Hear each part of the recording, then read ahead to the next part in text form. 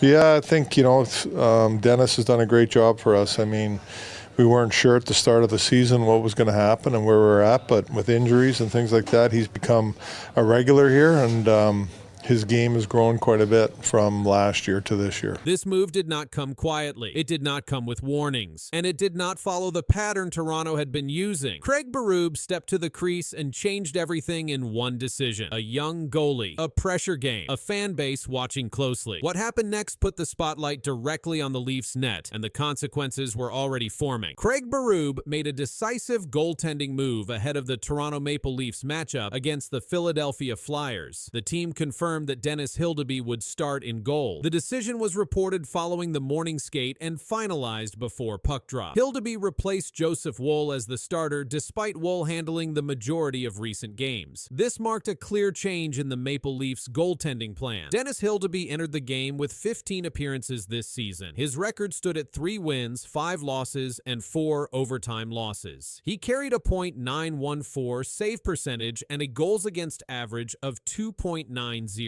One of those appearances included a shutout earlier in the season. That shutout came on December 8 when Hildeby stopped all 29 shots in a 2-0 win against the Tampa Bay Lightning. That performance remains his most notable result this year. This start was Hildeby's first since December 28. In that previous start, Toronto lost to the Detroit Red Wings. Since then, Hildeby had been used mainly in relief. Joseph Woll received the bulk of the starts as the Maple Leafs dealt with injuries in their goaltending group. Anthony Stolarz remained unavailable, increasing the workload on Woll over several games. Berube's decision stood out because it did not come on the second night of a back-to-back. The Flyers game was scheduled with rest days before and after. In similar situations earlier this season, Woll had often remained the starter. This time, the coaching staff went another direction. Blade of Steel reported that Berube made the change after weeks of discussion around the team's net play. The report stated that Hildeby would get the start and described it as a long-awaited adjustment. The article also noted that Hildeby's size and recent practice performances factored into the decision, though no additional lineup changes were announced. Hildeby was drafted by Toronto in the 4th round of the 2022 NHL Draft. He signed a 3-year contract extension in 2025. The organization has continued to alternate between development opportunities and NHL usage as part of his progression. The Flyers entered the game with a roster known for heavy forechecking and net front pressure. Starting Hildeby placed him directly into a demanding matchup. The decision shifted attention to the crease before the game even began, and the response to that choice was already unfolding. Craig Berube's decision to start Dennis Hildeby carried weight beyond a single game assignment. It reflected how the Maple Leafs are managing their goaltending under sustained pressure. Toronto has cycled through different crease options this season as injuries and performance fluctuations reshape the depth chart. With Anthony Stolarz unavailable and Joseph Woll handling an increased workload, the timing of this switch drew attention across league coverage. Hildeby's season workload before this start included appearances where he entered games already in progress. Several of his minutes came during relief situations, limiting his opportunities to control pace from puck drop. This assignment placed him in a different role. He was tasked with starting fresh against a Flyers team that emphasizes early pressure and traffic around the crease. The Maple Leafs' goaltending numbers this season have shown variability depending on matchups and defensive coverage. Hildeby's .914 save percentage ranked competitively among Toronto goalies with similar usage. His earlier shutout against Tampa Bay remained the clearest example of his ability to manage a full 60 minutes. That performance featured controlled rebounds and clean zone exits, according to post-game statistical summaries. Berube's coaching history includes a preference for accountability and direct adjustments. Since being hired as Toronto's head coach in May 2024, his lineup decisions have often followed performance trends rather than seniority. This start aligned with that approach. The coaching staff did not issue public commentary explaining the change before the game, allowing the decision itself to set the tone. As the puck dropped against Philadelphia, attention stayed fixed on the crease. Hildeby's start became a reference point for broader discussions about Toronto's short-term and long-term goaltending plan. The outcome of the game would add data, but the decision had already reshaped expectations, and the response was still developing. I mean, I think that's got to be the main point of focus each and every night. Like, we don't have to be the best team in the world every single night, but we need everybody to compete, and we need everybody to just play good. Everybody just has to go out there and do their job and play good.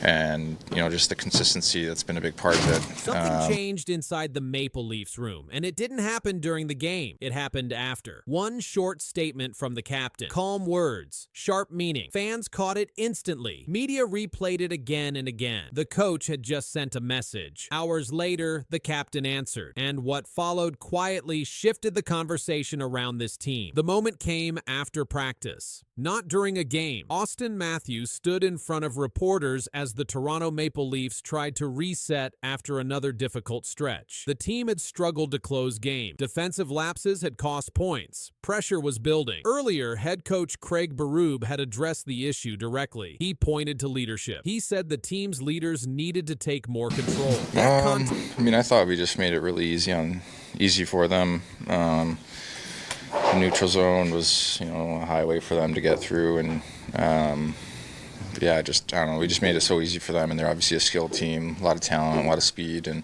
I don't think we put enough stress on them on both sides of the puck. That context mattered when Matthews spoke. Matthews did not raise his voice. He did not criticize teammates. He did not challenge the coaching staff. His words were measured. "We can all be better," Matthews said. He pointed to the last two games and called them frustrating. He added that responsibility would fall on the leaders and said he was fine with that. He stressed grinding, consistency, and sticking to what worked earlier in game. They came hours after Berube's blunt assessment following a loss, when the coach said the leaders had to take control more than they were. Berube's style has been direct since arriving in Toronto. He speaks plainly after losses. He places accountability where he believes it belongs. After recent results, that spotlight turned toward the leadership group. At the same time, Berube had been openly praising Matthews' on-ice play. Before a recent game, Berube said Matthews was driving play, creating chances, and playing with pace and determination. That praise was public. It was specific. It focused on effort and approach, not just scoring. This exchange happened during a stretch filled with major moments for Matthews. He had just returned from injury. Soon after, he broke the Maple Leafs' all-time goal-scoring record, passing Matt Sundin. He scored his 421st goal in fewer games than any player in franchise history. That achievement came during a loss, which kept the focus on team results rather than celebration. Inside that environment, Matthews' words took on extra meaning. The captain was not speaking as a player chasing milestones. He was speaking as the face of the team during a moment of scrutiny. His message echoed the coach's demand for urgency and detail. It reinforced accountability without pointing fingers. Fans noticed the timing.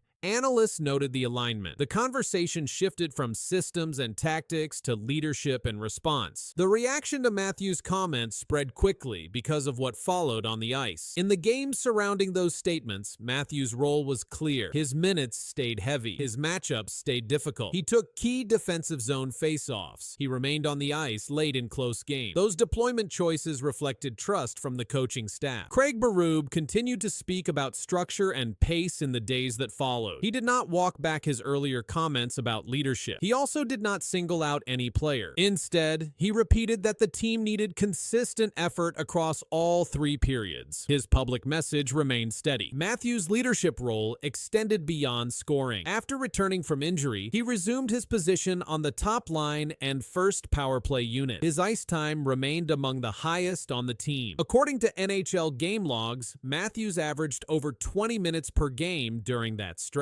Those minutes included penalty kill shifts and defensive zone start, areas that often reflect coaching trust. In the days following those remarks, media coverage centered on the connection between the captain and the coach. Analysts replayed both Berube's earlier comments and Matthews' response. The sequence became the story. First, the coach challenged the leaders. Then, the captain answered publicly. Berube continued to praise Matthews' pace and effort in later interviews. Matthews continued to emphasize team play when asked about individual achievements. After breaking the franchise goal record, he redirected attention back to results and consistency. The exchange between coach and captain did not resolve the Maple Leafs' challenges overnight. Wins and losses continued, but the messaging inside the organization became clearer. Accountability was shared, responsibility was acknowledged, changed. Expectations were stated publicly, and as the season moved forward, that short statement after practice remained one of the clearest signals yet of how leadership inside the Maple Leafs room was responding to pressure.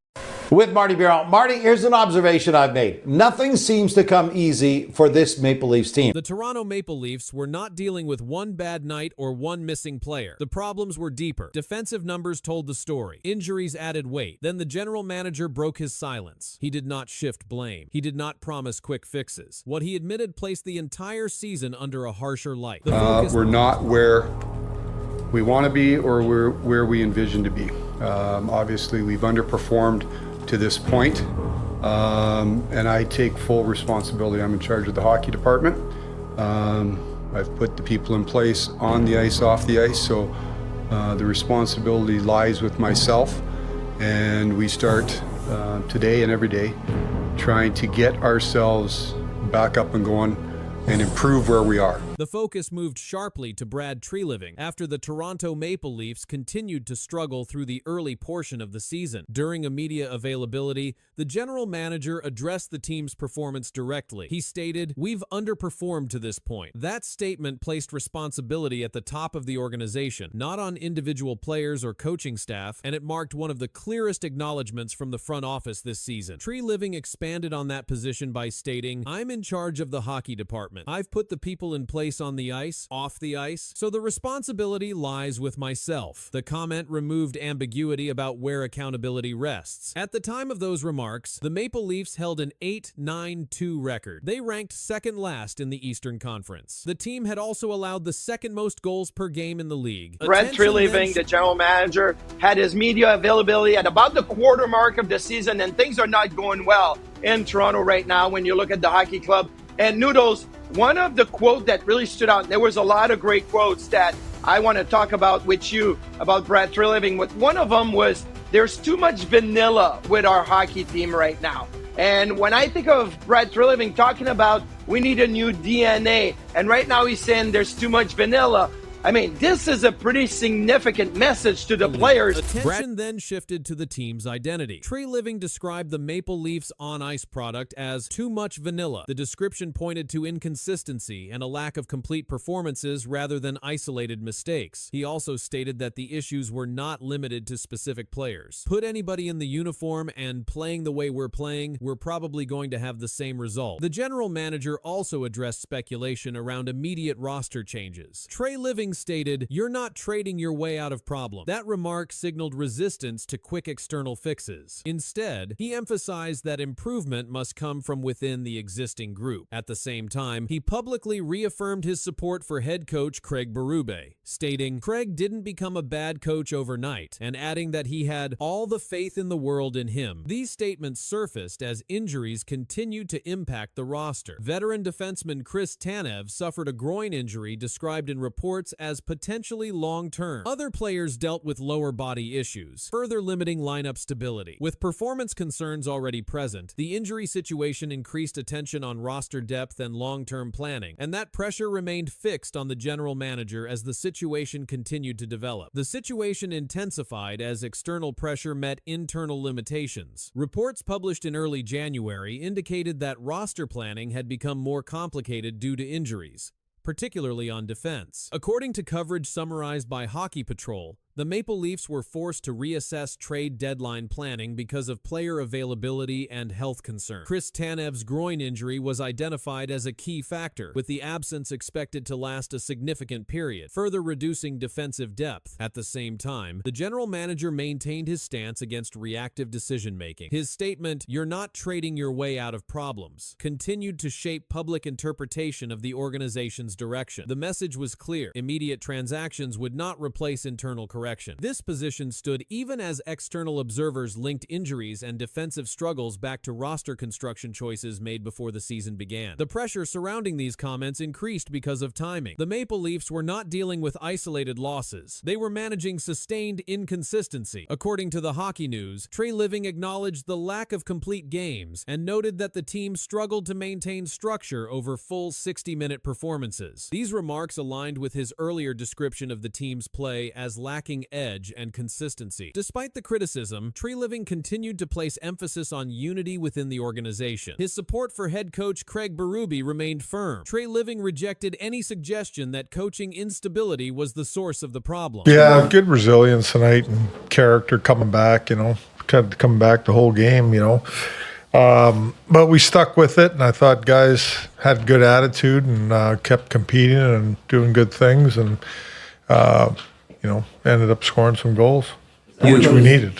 The Maple Leafs fell behind again and again, yet refused to fade. When the final horn sounded, the scoreboard told one story. The coach told another. Craig Berube stood firm after the win, choosing his words carefully, sending a message that landed hard and changed the conversation heading forward. The Toronto Maple Leafs delivered one of their most turbulent wins of the season with a 6-5 comeback victory against the Winnipeg Jets. The game unfolded with constant momentum swings. Each time, the team responded with a goal. The result marked one of the highest scoring games of the season for the club. Auston Matthews led the charge. The Maple Leafs captain recorded a hat trick and added an assist. His third goal came late in the third period and stood as the game winner. According to the official game recap, Matthews finished the night with 4 points, directly factoring into more than half of Toronto's goals. His performance came after returning to the lineup following a brief injury absence. The game also featured a major goaltending change. Joseph Woll started the game for Toronto, but was pulled after allowing 4 goals. Dennis Hildeby entered in relief and stopped 22 of 23 shots. That change stabilized the game and allowed Toronto to stay within reach as the offense continued to press. Winnipeg contributed heavily to the chaos. Mark Scheifele scored twice and added an assist. Gabriel Velarde and Alexei Afalo also found the net. The Jets held leads at several points and entered the third period still within striking distance. However, Toronto's late push proved decisive. After the game, head coach Craig Berube addressed the media. His tone was firm. He focused on effort, response, and execution rather than mistakes. Good resilience and character coming back tonight, Berube said during his post-game availability. He later added, "I like the guy's attitude. Everyone kept going." Berube referenced how the team stayed engaged despite allowing goals. His comments centered on response rather than breakdown. He did not single out individual errors. Instead, he emphasized collective pushback after each deficit. Toronto improved its recent stretch with the victory, while Winnipeg's losing streak extended. The game ended with celebration on the ice, but the focus quickly shifted to the coach's message, which framed the night as something more than just a comeback win. The message from Craig Berube did not stop at resilience. His remarks also reflected how the Maple Leafs are choosing to play during this stretch of the season. Toronto has leaned into offense, even when games become unstable. Against Winnipeg, that approach was visible from the opening period through the final minutes of regulation. Berube acknowledged the reality of the game's structure. Goals were allowed. Momentum shifted, yet the bench response remained consistent. Players continued to attack. The coach did not frame the win around clean execution. Instead, he described persistence through repeated setbacks. His comments aligned with the numbers on the scoreboard rather than any single moment. Dennis Hildeby's role became more pronounced as the game progressed. After replacing Woll, he faced consistent pressure but allowed only 1 goal. His save percentage for the night finished above .950. The stabilization in net coincided with Toronto's ability to push forward without conceding another lead. Berube's comments did not reference external criticism directly. He spoke through the lens of performance. His emphasis remained on how the team reacted after being tested repeatedly. The coach's language centered on attitude, pushback, and staying engaged. These were observable elements reflected in the flow of the game. The win also came during a period of increased scrutiny around Toronto's consistency. High-scoring games have defined recent results. Against Winnipeg, that pattern continued. The Maple Leafs scored 6 goals for the second time in a week. Over their last 5 games, their goal total reached 25, confirming the offensive surge.